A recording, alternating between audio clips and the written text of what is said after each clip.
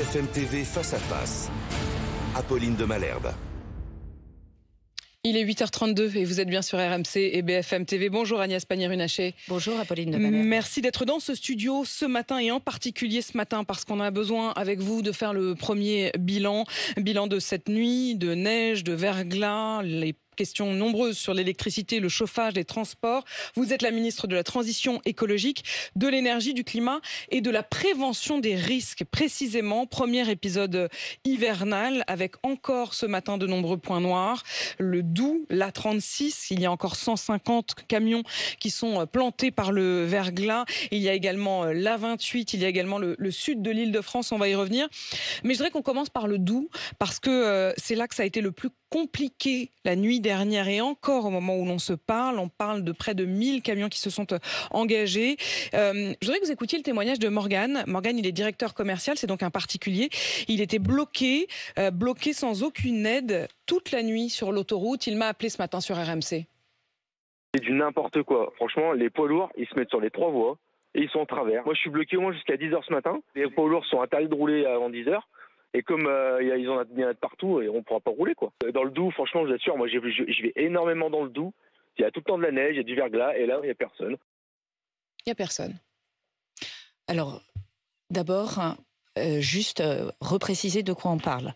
C'est un événement hivernal précoce, qui est remarquable, mais qui n'est pas exceptionnel. Mais c'est pour ça que ça m'inquiète, je vais vous dire. Deuxième chose, lorsqu'on place à peu près un tiers de la France en vigilance orange, c'est parce qu'il y a la volonté de faire appliquer des consignes de sécurité.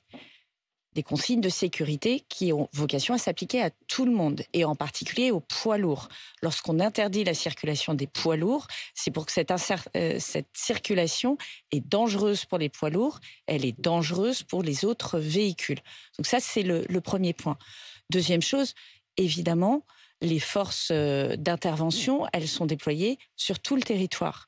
Et François Durouvray, qui est le ministre des Transports, était en cellule de crise hier soir tard pour s'assurer que là où on pouvait intervenir, les forces de secours étaient bien en intervention. Je vous arrête tout de suite sur un des points que vous avez immédiatement répondu à Morgane. Vous dites ça a vocation à s'appliquer à tout le monde. Sous-entendu, et c'est ce que j'entends à la fois dans votre propos et dans celui de la directrice de cabinet du préfet du Doubs que j'ai eu en ligne ce matin sur RMC, qui laissait quand même entendre qu'il y avait une forme de responsabilité des poids lourds à ne pas avoir suivi les consignes. Vous imaginez bien que si on interdit aux poids lourds de circuler, c'est parce qu'on sait que s'ils s'engagent dans les conditions climatiques, météorologiques en l'occurrence, sur la route, c'est qu'il y a un risque pour eux. Et évidemment, il peut avoir un risque. Ils n'ont pas suivi ces consignes. Une partie des poids lourds n'ont pas suivi ces consignes. Lorsqu'il y avait interdiction de circuler et qu'on a des poids lourds sur la route, c'est que les consignes n'ont pas été suivies. Maintenant, faut pas pleurer sur le lait renversé, il faut intervenir. Et c'est pour ça que les forces de secours sont en intervention. Et ces interventions sont rendues plus difficiles. Et moi, encore une fois, je mesure ce que c'est de rester coincé toute la nuit, sous la neige, dans sa voiture, dans son camion, parce qu'on s'est engagé sur la route. Peut-être on n'a pas eu la bonne information, je peux l'entendre. Mais c'est aussi cette culture du risque que nous devons collectivement développer. Lorsqu'on donne des consignes de sécurité, c'est pas, pardonnez-moi l'expression triviale, pour emmerder les gens, c'est pour les protéger. Et on voit bien avec la répétition d'événements climatiques, et encore une fois, celui-là n'est pas exceptionnel, que ces consignes, elles sont importantes. J'ai envie de dire raison de plus. Si cet épisode-là n'est en effet pas si exceptionnel, au fond qu'il neige dans le Doubs, c'est pas non plus très surprenant. Et ça n'est que le premier effectivement de l'hiver qui arrive. Agnès Pannier-Runacher, est-ce que désormais, en tirant justement les leçons, et on va refaire un point dans un instant parce que l'épisode n'est pas non plus derrière nous, et il y a également la 28 et il y a encore des camions coincés sur la 36, mais en commençant à tirer les premières leçons, est-ce que ça veut dire qu'il faut peut-être davantage de sanctions pour ceux qui ne respecteraient pas les alertes, les consignes, la discipline demandée? Moi, ce qu'on va faire avec François Durouvray, qui est le ministre des Transports, c'est d'abord de faire un retour d'expérience de cet épisode et de voir si effectivement, dans notre communication, on doit être encore plus clair, si c'est les bons canaux de communication. Mais effectivement, c'est un appel aussi à la responsabilité individuelle. Et c'est ce message que je veux marteler lorsqu'on donne ces consignes de sécurité, lorsque ce sont les forces de secours qui les donnent, lorsque ce sont les préfectures, c'est fait pour protéger les Français, c'est pas fait pour être contraignant inutilement. Il y a une réalité d'intervention de secours, une réalité de prise en compte du risque derrière. Et donc, vraiment, j'invite chacun à les respecter. C'est important. Sanction, pas sanction ?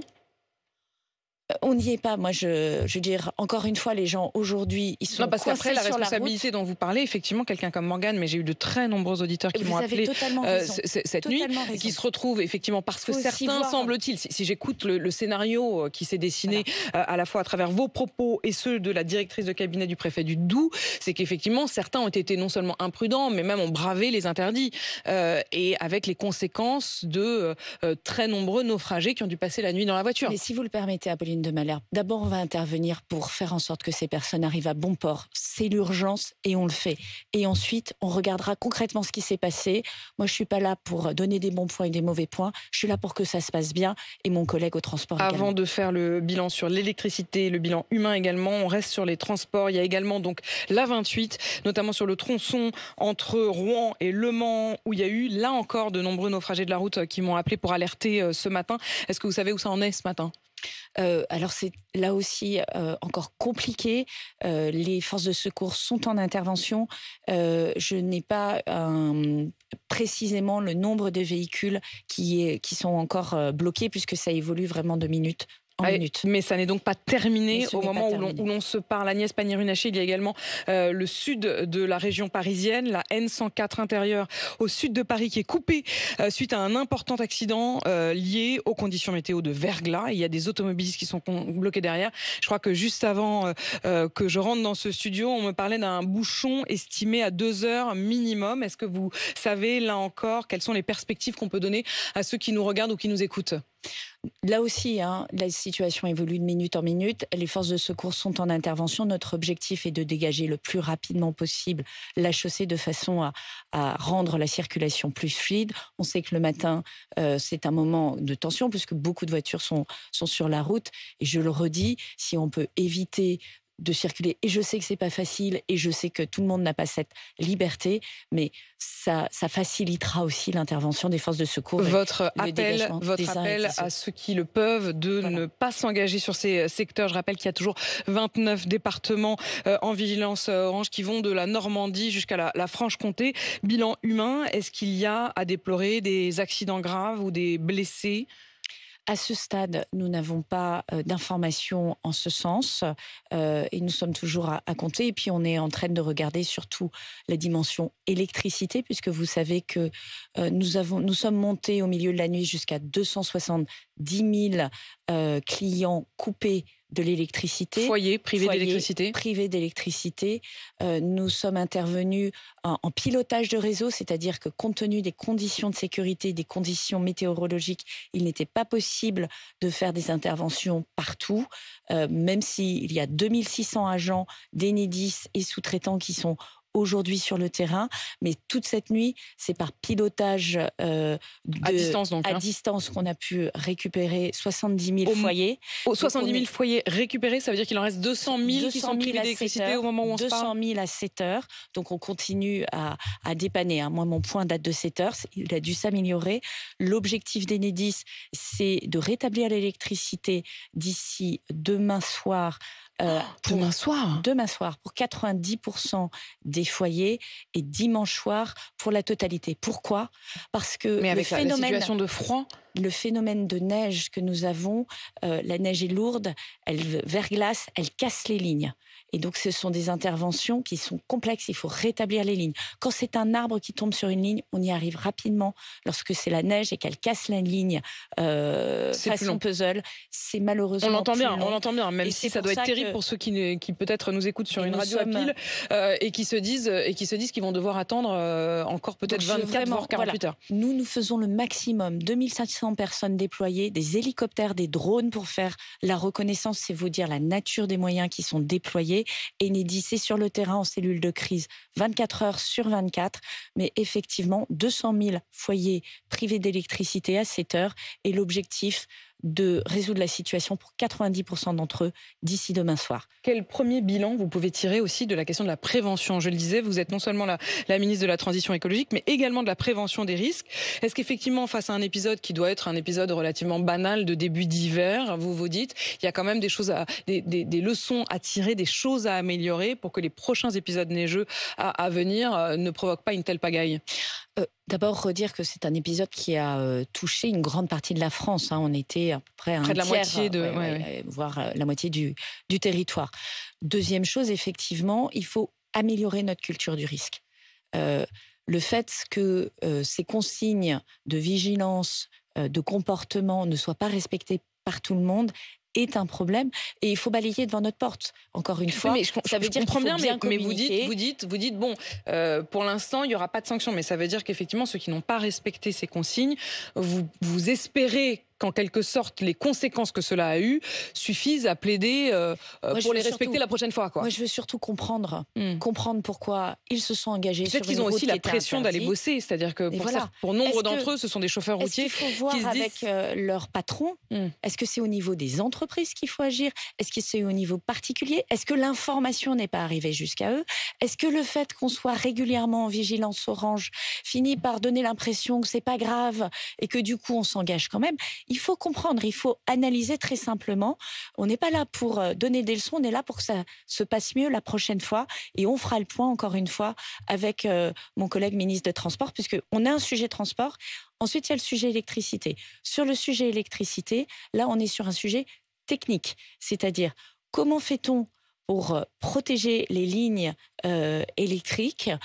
Lorsqu'il y a du vent, lorsqu'il y a de la neige, la seule manière de les protéger, c'est de les enterrer. C'est un coût d'investissement considérable et ça pose aussi un sujet puisque lorsqu'on les enterre, eh bien c'est au moment des inondations qu'on a des problèmes. Vous voyez bien qu'il n'y a pas de solution miracle dans ces moyens-là. Par rapport à ça. Et ensuite, est-ce qu'on a les bons moyens? Et là, Enedis est en train de déployer des moyens importants. Moi, je suis en relation avec la patronne d'Enedis, avec ma ministre déléguée à l'énergie, qui est sur le pont pour suivre cela, pour voir si aussi on peut mieux s'équiper pour permettre de traiter ce type de situation. Agnès Pannier-Runacher, vous évoquiez à l'instant le ministre des Transports. Vous êtes plutôt ministre des Transports ou ministre de l'Économie? Alors, moi, vous voyez bien à quoi je fais référence hier, et je vais repréciser pour ceux qui ne l'auraient pas en tête. Hier matin, dans les colonnes du journal Le Parisien, le ministre de l'Économie, qui est pourtant normalement censé défendre son propre budget, mettait en garde contre des taxes qui sont dans son budget. Alors c'est difficile à comprendre, mais en particulier, il parlait de l'impôt de trop, si je le cite. Et l'impôt de trop, c'est en particulier une taxe qu'on appelle taxe mobilité, qui sera payée par les entreprises pour financer justement notamment des transports publics, etc. Et donc sur mon antenne sur RMC hier matin, le ministre des Transports a non seulement défendu sa propre taxe, cette taxe mobilité, mais il a aussi taclé les propos du ministre de l'Économie, estimant qu'il n'avait pas à, si je puis me permettre, laver le linge sale hors de la famille du gouvernement. Alors, Apolline de Malherbe, moi je suis solidaire du gouvernement, mais j'appartiens à une famille politique. Ensemble pour la République, qui est la famille politique d'Antoine Armand, le ministre de l'Économie. Ce que pointe Antoine Armand, et avec beaucoup de mesures et de responsabilités, c'est la question de la compétitivité de nos entreprises, c'est la question de leur capacité à créer de l'emploi à un moment où l'économie européenne est en train de tousser et où il faut faire attention à ne pas créer des chômeurs. Donc, je suis évidemment... vous n'êtes même pas tiraillé, en fait. Vous êtes du côté du ministre de l'Économie. Vous partagez la même vision de la politique et de la dépense publique que lui. Nous avons une conviction depuis 7 ans maintenant qui est de dire... Il faut faire en sorte qu'il faut donner aux entreprises... Sauf que vous bossez pour un Premier ministre qui est issu des rangs des LR. De Malherbe, il faut donner les moyens aux entreprises de créer de l'emploi. On est à un moment où on commence à voir des plans sociaux, où le taux de chômage repart à la hausse. Il faut être extraordinairement vigilant. Je ne crois pas que c'est faire de la polémique de poser ce sujet-là qui intéresse les Françaises et les Français. Disons que quand on est le ministre de l'Économie et qu'on alerte sur les dérives de son propre budget, c'est vrai que c'est saugrenu. Non, je crois que c'est important d'être en responsabilité. Je sais que le Premier ministre, il est à l'écoute. Moi, j'avais alerté sur mon budget il y a un mois. Vous aviez d'ailleurs alerté à ce même micro. Vous aviez dit combien il était important pour vous d'avoir un budget plus conséquent. Vous estimiez que le budget qui vous était octroyé n'était pas suffisant. Est-ce qu'au moment où l'on se parle, Agnès Pannier-Runacher, vous avez obtenu un certain nombre de garanties ? Le Premier ministre, en tout cas, a été à l'écoute. Il a augmenté le fonds qui permet d'accompagner l'adaptation au changement climatique de 30%, c'est le fonds Barnier.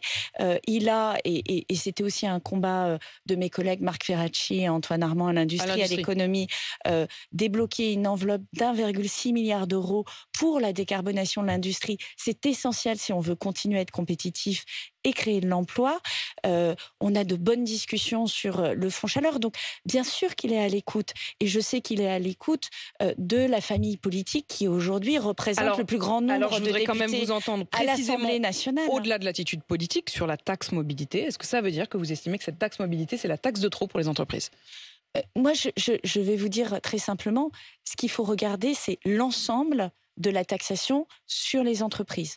Et nous sommes particulièrement vigilants, Ensemble pour la République avec Gabriel Attal, à dire attention sur les allègements de charges et attention aux taxes additionnelles. Après, c'est les allègements de charges, l'idée c'est de réduire ces allègements de charges, donc en gros de rajouter, enfin en tout cas de rajouter des charges, effectivement d'augmenter le coût du travail pour les entreprises et du coup de les mettre dans une situation où peut-être elles n'ont pas les moyens de recruter, ou elles peuvent se séparer de certaines personnes. Vous êtes inquiète des conséquences que le budget pourrait faire peser sur les entreprises là.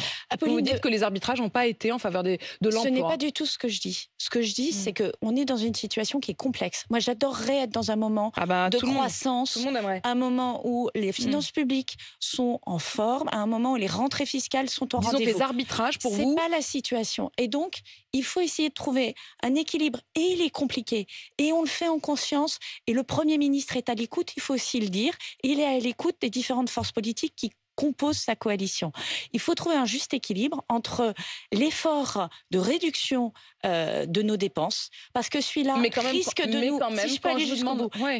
nous priver de moyens d'accompagner les finances les services publics. Pourquoi ? Parce qu'on va nous demander de payer plus d'intérêts si on apparaît comme n'étant pas sérieux sur les finances publiques vis-à-vis de nos prêteurs. Donc ça serait perdant.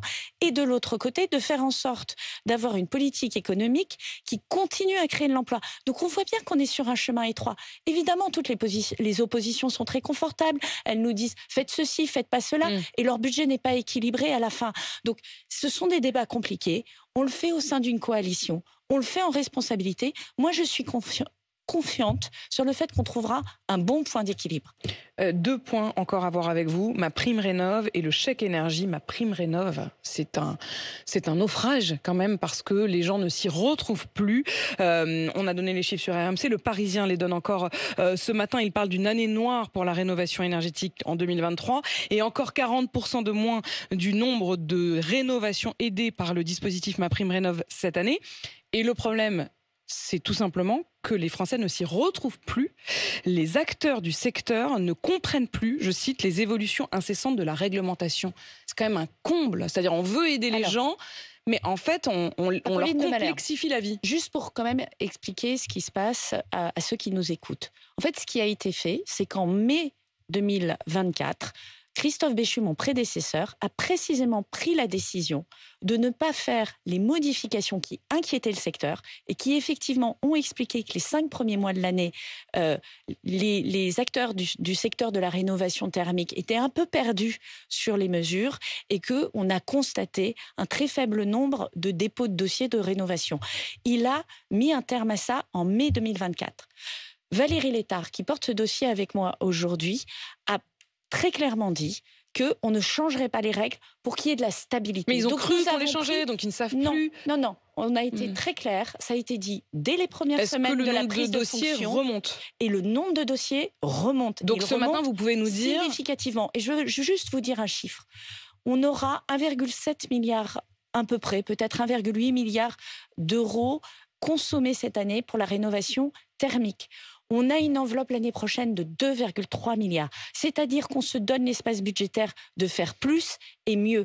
Et 1,7 milliard d'euros, ce n'est pas une petite performance par rapport à il y a 4 ou 5 ans. Encore faut-il qu'il soit utilisé. Encore faut-il qu'il soit demandé donc par le secteur. 1,7 milliard, c'est ce qu'on aura consommé, c'est ce qui aura été utilisé. Donc je le redis, on a multiplié par 10 en 6 ans le nombre de rénovations thermiques en France. Tout dernier point. C'est un succès, il faut aller plus loin, on fait les efforts. Je voudrais que ceux qui nous écoutent, qui peuvent peut-être prétendre aux 270 € du chèque énergie et qui ont jusqu'au 31 décembre pour le déposer, puissent le faire. Au moment où l'on se parle, sur 1 million de nouveaux bénéficiaires potentiels de ce chèque énergie, il n'y en a que 53 000 ménages qui ont fait la demande. Les autres ne savent pas qu'ils peuvent y prétendre. Oui, tout à fait. Alors, 2 choses. C'est la même question. Là aussi, pour expliquer. C'est la confusion. Apolline, pour expliquer, première chose, pourquoi n'ont-ils pas le chèque de manière automatique? Parce qu'avant, c'était fondé sur la taxe d'habitation. C'est un fichier qui est vieux de 5 ans. En 5 ans, vous avez des divorces, des mariages, des séparations, des déménagements, des décès. Ce fichier n'a plus de valeur. On enverrait n'importe quoi aux gens. On est en train de recréer cette base et d'envoyer automatiquement cette base de données et d'envoyer automatiquement le chèque énergie aux gens dont on connaît et l'adresse et le revenu fiscal et qui y ont droit. Ça, c'est la première chose.